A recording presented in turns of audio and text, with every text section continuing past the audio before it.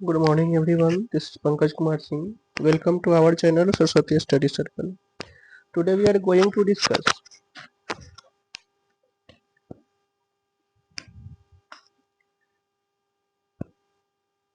chemical reactions and equations. Chapter 1 chemistry classes for class 10th. तो जैसा कि आपको पता है कि अभी हमारी क्लासेज में केमिस्ट्री क्लासेज आप लोगों के लिए अवेलेबल कराया जा रहा है, जिसमें आज हम लोग क्लास 10th का चैप्टर 1 का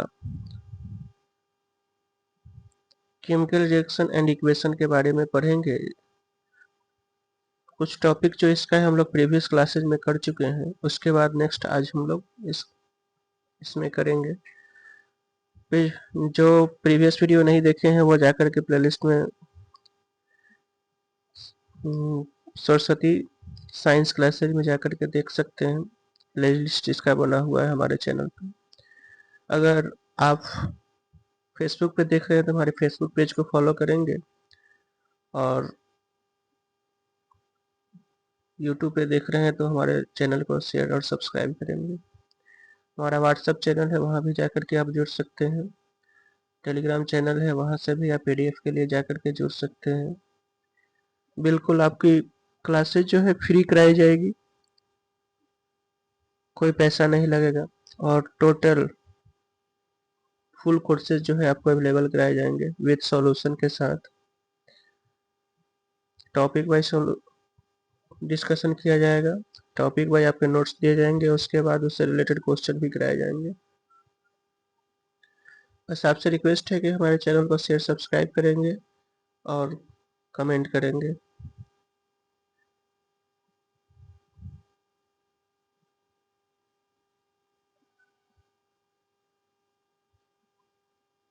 चलिए तो आते हैं, समय को बिना गंवाए हुए हम अपने टॉपिक पे।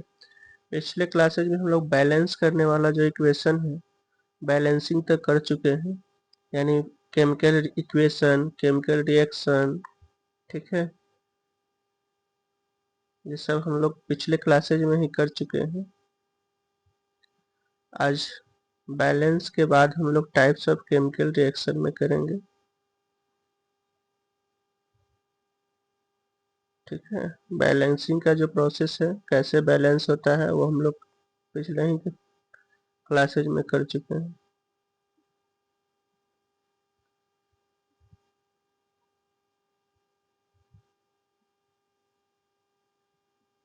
ठीक है, आज हम लोग को टाइप्स ऑफ रिएक्शन से करना है, ठीक है। तो इसमें हम लोग पढ़ेंगे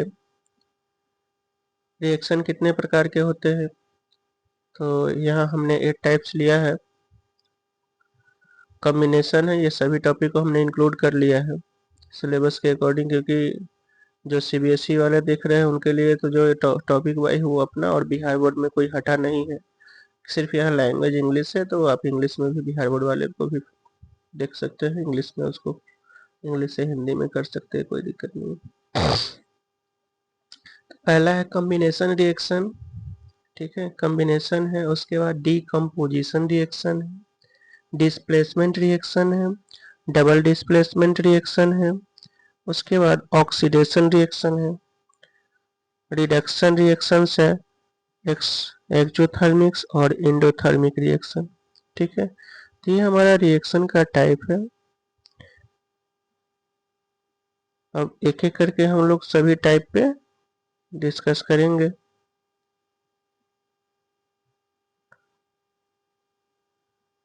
पहला देखिए कॉम्बिनेशन रिएक्शन, ठीक है। कॉम्बिनेशन रिएक्शन होता क्या है? Those reactions in which two or more substances combine to form a single substances are called combination reaction, ठीक है। यानी वैसे रिएक्शन जिसमें दो या दो से ज्यादा सब्सटेंसेस जो है कंबाइंड होके एक सिंगल सब्सटेंस को बनाता है, ठीक है, उसको कॉम्बिनेशन रिएक्शन कहते हैं, ठीक है। एग्जांपल देखिए, मैग्नीशियम एंड ऑक्सीजन कंबाइंड, ठीक है, when heated to form magnesium oxide, ठीक है। यानी मैग्नीशियम और ऑक्साइड को जब गर्म कर दिया जाता है तो दोनों कंबाइंड होकर मैग्नीशियम ऑक्साइड बनाता है। ठीक है, देखिए यहाँ मैग्नीशियम का Mg हो गया, ऑक्सीजन का O2 हो गया, Mg और मैग्नीशियम ऑक्साइड है। बैलेंस करने के लिए 2 यहाँ लगा हुआ है और 2 यहाँ भी लगाया गया है बैलेंसिंग करने के लिए। तो देखिए hydrogen combine with oxygen to form water, और देखिए हाइड्रोजन मिला H2 और O2 H2O बनाया। यहाँ 2 जो लगा हुआ है वो बैलेंस करने के लिए। ठीक है, तो इस तरीके के जो भी रिएक्शन होगा जिसमें दो सब्सटेंसेज मिल करके एक सब्सटेंस को बनाता है तो वो जो है हमारा कॉम्बिनेशन रिएक्शन कहलाएगा। यहाँ भी देखिए 2 सब्सटेंसेज मिला, एक सब्सटेंसेज में कन्वर्ट हो गया। तो इस तरीके का जो भी रिएक्शन होता है वो हमारा कॉम्बिनेशन रिएक्शन कहलाता है। ठीक है, समझ में आ गया। चलिए नेक्स्ट हमारा है,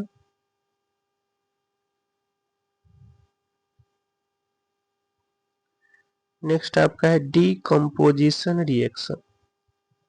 ये क्या होता है? Those reaction in which a compound splits up into two or more simpler substances are known as decomposition reaction।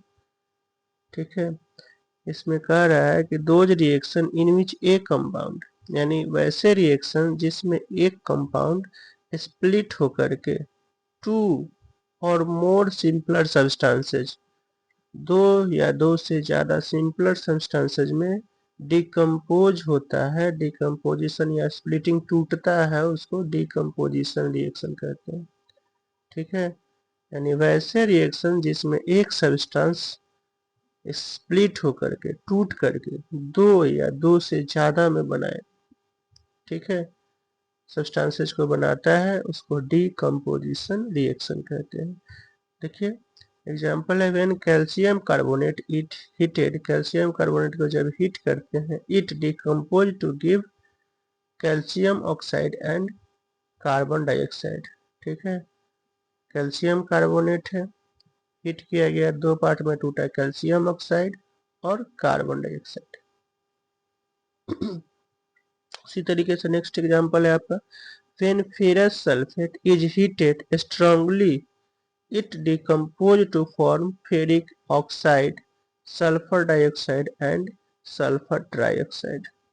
ठीक है, यानी फेरिक ऑक्साइड को, सॉरी फेरस सल्फेट को अगर गर्म करते हैं, फेरस सल्फेट FeSO4 है, तो ये 3 पार्ट में टूटता है। पहला है फेरिक ऑक्साइड Fe2O3, उसके बाद सल्फर डाइऑक्साइड SO2 और सल्फर ट्राइऑक्साइड SO3। ठीक है, ये 3 पार्ट में टूट गया। तो इस तरीके का जो भी रिएक्शन होगा जिसमें रिएक्टेंट पार्ट सिंगल हो और प्रोडक्ट पार्ट 2 या 2 से ज्यादा हो तो वो आपका डीकम्पोजिशन रिएक्शन कहलाता है। ठीक है, समझ में आया। कॉम्बिनेशन में एक, दो या दो से ज्यादा कंबाइंड होकर के सिंगल बनाता है, और इसमें क्या, ठीक उसके इनवर्स, एक स्प्लिट होकर के दो या दो से ज्यादा कंपाउंड को बनाता है। समझ में आ गई बात। चलिए आते हैं नेक्स्ट,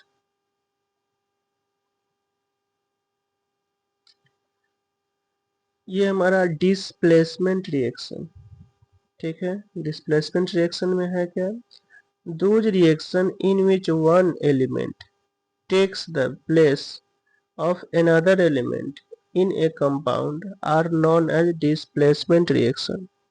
यानी वैसे रिएक्शन जिसमें एक एलिमेंट दूसरे एलिमेंट का जगह ले लेता है, रिप्लेस कर देता है उसको, उसको हम लोग डिस्प्लेसमेंट रिएक्शन कहते हैं।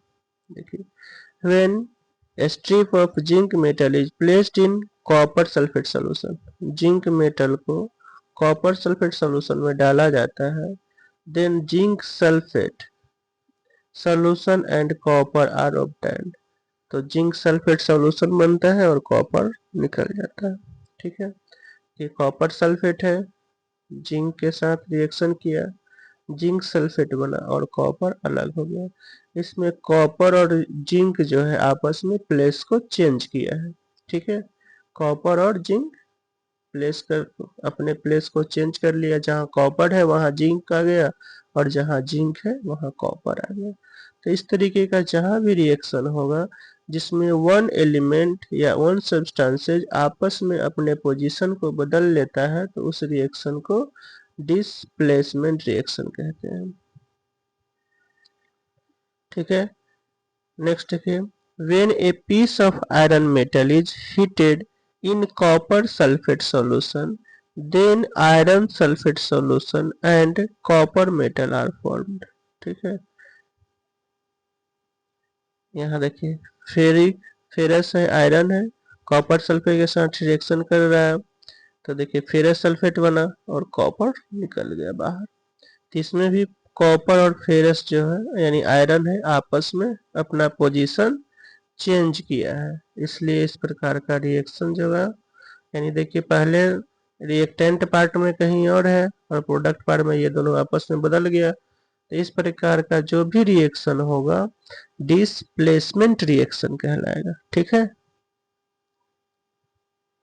नोट्स करते जाएंगे, देख लेंगे। अगर पीडीएफ चाहिए तो आप हमारे Telegram channel Saraswati study circle के नाम से है, वहां जाकर के ज्वाइन कर सकते हैं पीडीएफ के लिए।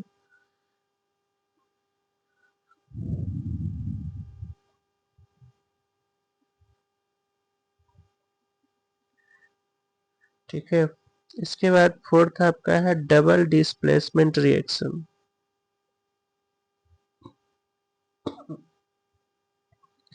Those reaction in which two compounds react by an exchange of ions to form two new compounds are called double displacement reaction। अब इसमें कह रहा है दो कंपाउंड्स आपस में अपने आयंस को चेंज करके न्यू सब्सटेंसेस बनाता है।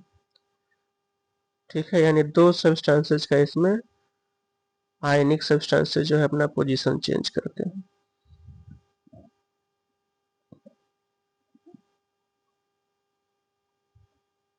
ठीक है, यानी डिस्प्लेसमेंट में सिंगल एलिमेंट या सिंगल सब्सटेंसेज अपना पोजीशन चेंज करता है एक ही, इसमें दो सब्सटेंसेज आपस में दो आयंस जो है अपना पोजीशन चेंज करता है। जैसे देखिए silver nitrate solution is added to sodium chloride solution, यानी सिल्वर नाइट्रेट को सोडियम क्लोराइड के साथ डाला जाता है, रिएक्शन कराया, then white precipitate of silver chloride is form, तो सिल्वर क्लोराइड बनता है along with सोडियम नाइट्रेट, इसके साथ सोडियम नाइट्रेट भी बनता है। ठीक है, पहला है silver nitrate AgNO3, sodium chloride NaCl। ठीक है, अब सिल्वर क्लोराइड बनाया और सोडियम नाइट्रेट जो है निकल गया। वेन बेरियम, इसमें देखिए दोनों का देखिए Ag और Na, ये दोनों अपना जो पोजीशन बदल लिया है, Ag Na की जगह आ जाएगा। ठीक है, और Na Ag की जगह आ गया, ये दोनों आपस में पोजीशन बदल लिया। When barium chloride solution is react with sodium sulfate solution, then barium sulfate and sodium chloride are formed। ठीक है, यानी बेरियम क्लोराइड सोडियम सल्फेट के साथ रिएक्शन करता है, बेरियम सल्फेट बनाया एंड सोडियम क्लोराइड। ठीक है, तो इसमें भी देखिए बेरियम और जो सोडियम है वो आपस में अपना पोजीशन आफ्टर रिएक्शन चेंज कर लेता है। तो इस तरीके का देखेंगे जहां भी दो कंपाउंड या दो एलिमेंट या दो आयंस आपस में अपने पोजीशन को चेंज करते लेता है आफ्टर रिएक्शन, तो इस प्रकार का रिएक्शन डबल डिस्प्लेसमेंट रिएक्शन कहलाता है।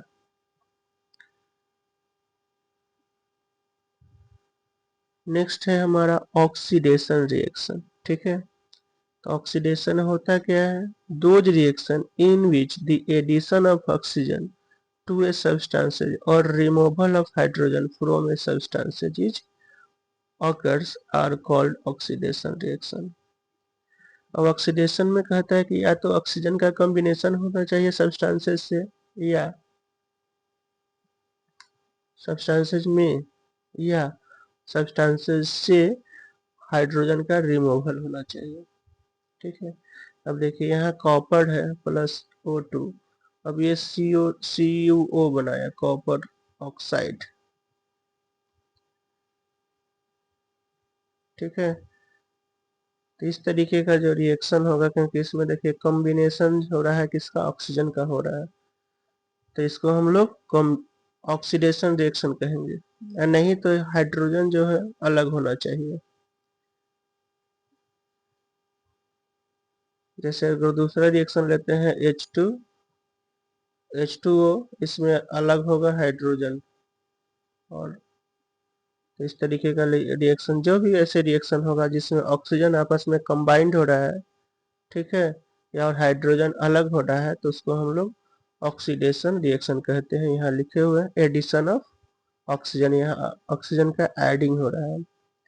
ऑक्सीडाइजिंग एजेंट, ठीक है, समझ में आ गया कि कोई भी रिएक्शन जिसमें ऑक्सीजन कंबाइंड होता हो किसी एलिमेंट के साथ, या जिसमें हाइड्रोजन जो है किसी एलिमेंट से अलग होता हो, तो उस तरीके का रिएक्शन जो है ऑक्सीडेशन कहलाता है। Oxidizing agent, this substances which gets reduced is called oxidizing agent, यानी वैसे सब्सटेंसेस जो रिड्यूस्ड होता है। Here oxygen is oxidizing agent, यहाँ ऑक्सीडेशन, ऑक्सीजन जो है ऑक्सीडाइजिंग एजेंट है। ठीक है, क्योंकि ये जो है इसके साथ कंबाइंड हो रहा है। The addition of non-metallic element or removal of metallic element is also called oxidation reaction। ठीक है, अगर मेटल के हिसाब से लेते हैं तो जिसमें नॉन मेटालिक एलिमेंट का एडिशन होता है और मेटालिक एलिमेंट का रिमूवल होता है, उसको हम लोग ऑक्सीडेशन रिएक्शन कहते हैं।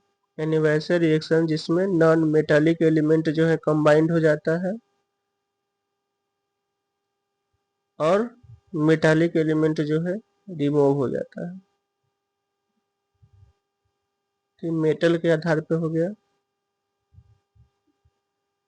अगला हमारा है reduction, those reaction in which addition of hydrogen to a substance or removal of oxygen from a substance। ठीक इसके अपोजिट रिडक्शन जो है ऑक्सीडेशन के ठीक अपोजिट होता है।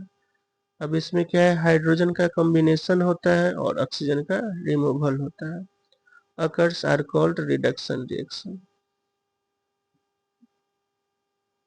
और मेटल के आधार पर इसका डिफिनेशन क्या होगा, the addition of metallic element और removal of non metallic element is also called reduction reaction. ठीक है, एग्जाम्पल देखिए, when manganese oxide react with hydrochloric acid then magnesium dichloride, chlorine and water are form. ठीक है, देखिए magnesium oxide MgO2 है, hydrochloric hydrochloric acid HCl, माना magnesium chloride MgCl2, sorry manganese chloride Mn, magnesium नहीं है, manganese chloride है, और chlorine या और वाटर, ये फॉर्म हुआ।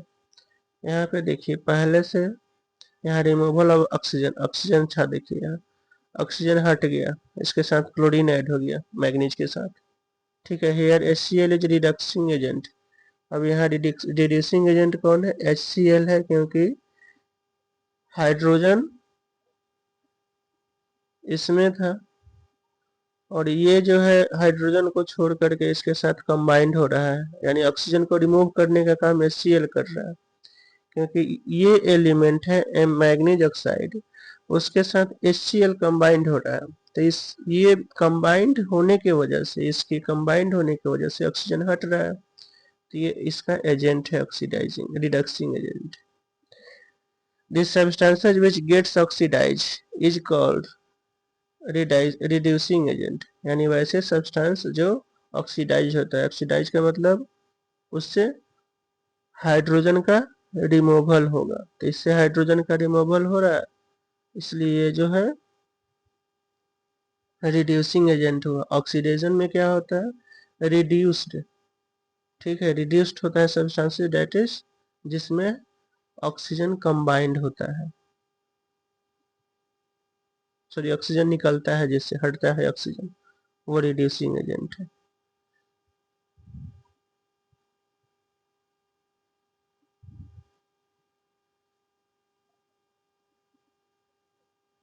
ठीक है, यानी रिडक्शन रिडक्शन रिएक्शन क्या है, तो वैसे रिएक्शन जिसमें हाइड्रोजन का एडिशन होता है और ऑक्सीजन का रिमूवल होता है। और मेटालिक के आधार पर लेते हैं तो मेटालिक एलिमेंट का एडिशन होता है और नॉन मेटालिक एलिमेंट का रिमूवल होता है।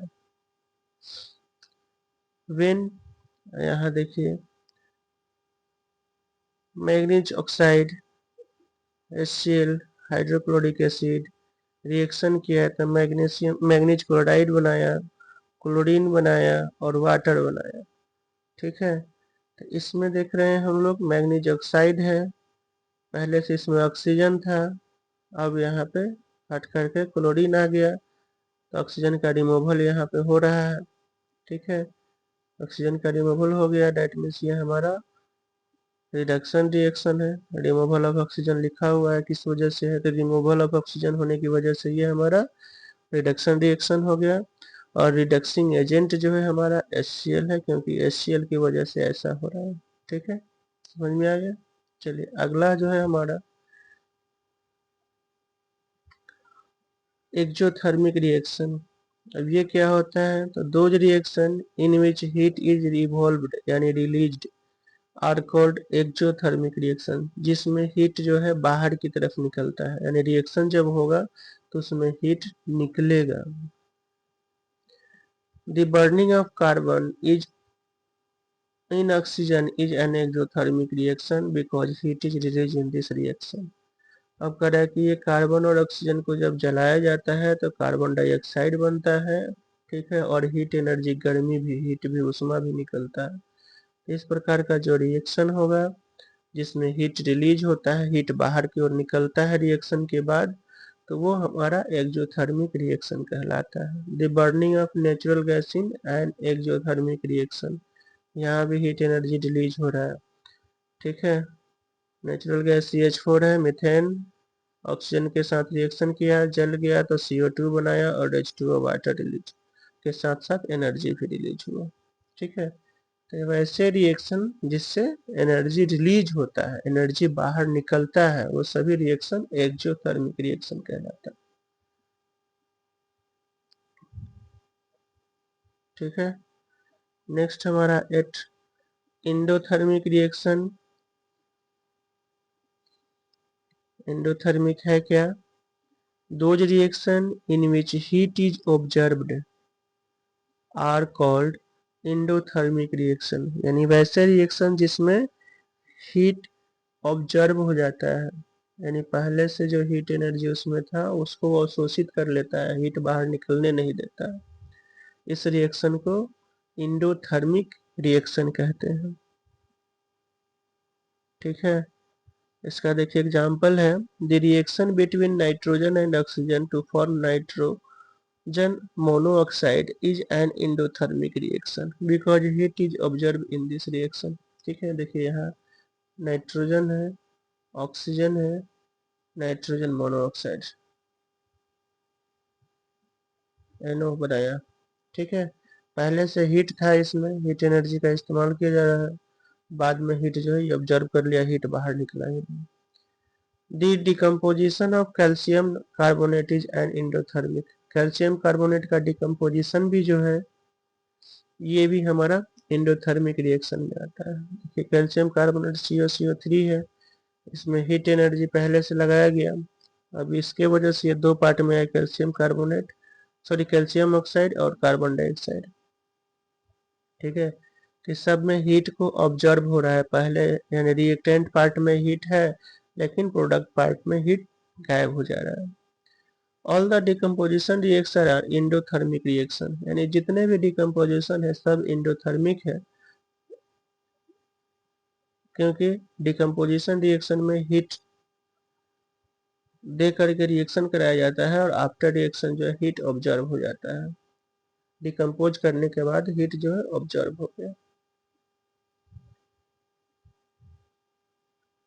ठीक है, तो जितने भी डिकम्पोजिशन रिएक्शन है वो इसी के अंतर्गत आते हैं, और कुछ ऐसे रिएक्शन इसके अलावा भी है जो हीट को ऑब्जर्व करता है, जैसे ये तो कॉम्बिनेशन ही हो गया, ये भी हीट को ऑब्जर्व कर रहा है, तो ये सब रिएक्शन एंडोथर्मिक रिएक्शन। तो एक्सोथर्मिक जो हीट को बाहर की तरफ, यानी हीट जो है प्रोडक्ट में हीट रिलीज होता है, और इंडोथर्मिक जिसमें रिएक्टेंट में हीट होता है, प्रोडक्ट में हीट खत्म हो जाता है, हीट ऑब्जर्व हो जाता है। ठीक है, उसको एंडोथर्मिक बोलते हैं। और जितने एग्जाम्पल डिकम्पोजिशन रिएक्शन का होगा, जो भी डिकम्पोजिशन रिएक्शन करता है सभी जो है एंडोथर्मिक रिएक्शन होता है।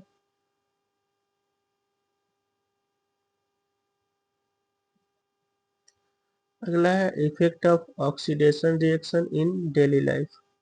अब कह रहा है कि ऑक्सीडेशन रिएक्शन का हमारे डेली लाइफ में क्या असर पड़ता है, क्या क्या उससे होता है। तो पहला क्रोजन ऑफ मेटल, मेटल का खराब होना या मेटल का अवक्षय होना, मेटल का छाड़े खत्म होना जो है, मेटल में जंग लगना भी कह सकते हैं, करोजन ऑफ मेटल।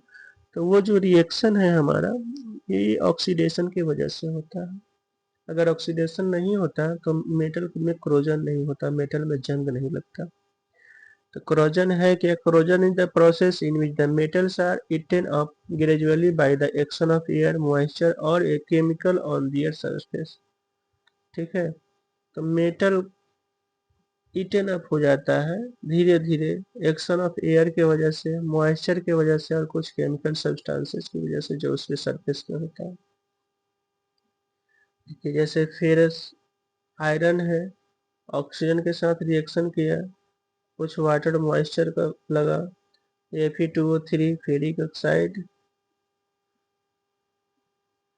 ठीक है, हाइड्रेट आयन बनाया, हाइड्रेट आयन ऑक्साइड रस्ट, और ये ऑक्साइड रस्ट। ठीक है, तो इस तरीके का वो रिएक्शन होता है। इसमें मॉइस्चर जो XH2O लगा हुआ है, तो यहाँ X की जगह डिफरेंट डिफरेंट, क्योंकि मॉइस्चर में नमी की मात्रा घटते बढ़ते रहता है, तो इस हिसाब से यहाँ वाटर में जो है X लगा हुआ है यहाँ भी, क्योंकि ये वेरिएबल है, घटते बढ़ते रहता है हर जगह।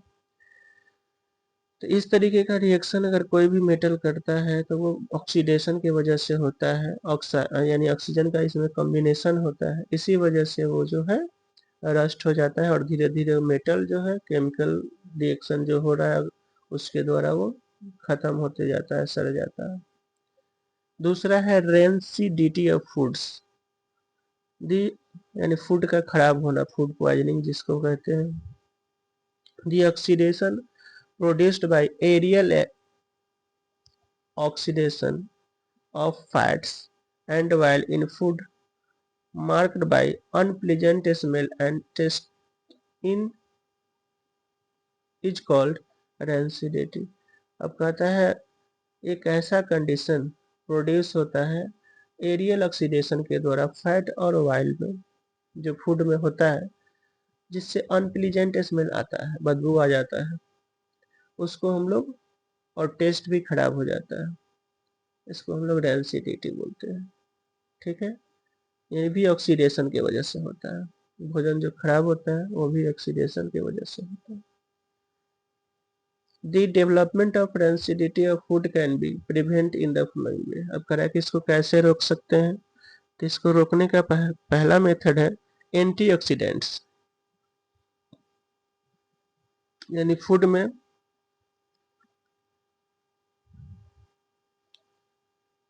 एंटीऑक्सीडेंट मिलाया जाता है। दूसरा है यानी rancidity can be prevented by adding antioxidants, अगर एंटीऑक्सीडेंट भोजन में मिला दिया जाए, यानी ऑक्सीजन को हटाने वाला, ऑक्सीजन को हटा दिया जाए उससे, तो food containing fat and oil, जो फूड कंटेन करता है ऑयल एंड फैट, वो सही रहेगा। 2 में rancidity can be prevented by packing fat and oil containing food in nitrogen gas. अब कह रहा है कि ऐसे भोजन को जो ऑयल और फैट कंटेन करता है नाइट्रोजन गैस वाले कंटेनर में कंटेन किया जाता है, यानी जो जिस पैकेट में रखा जाएगा, पैक किया जाएगा, उसमें नाइट्रोजन गैस भर दिया जाता है। थर्ड है rancidity can be prevented by keeping food in A refrigerator. अब कह रहा है कि वैसे भोजन को जिसमें रैंसिडिटी होने की संभावना है, या भोजन जनरली सब में तेल और फैट होता ही है, तो उसको रेफ्रिजरेटर में रख करके भी कुछ समय तक ठीक रखा जा सकता है। Fourth, rancidity can be prevented by storing food in air tight container. ठीक है, यानी एयर टाइट कंटेनर जिसमें हवा नहीं जाए, वैसे पैकेट को में रख करके भी इसको सुरक्षित रखा जा सकता है भोजन को। रैंसिडिटी कैन होगा can be prevented by storing food away from light. ठीक है, यहाँ कैन।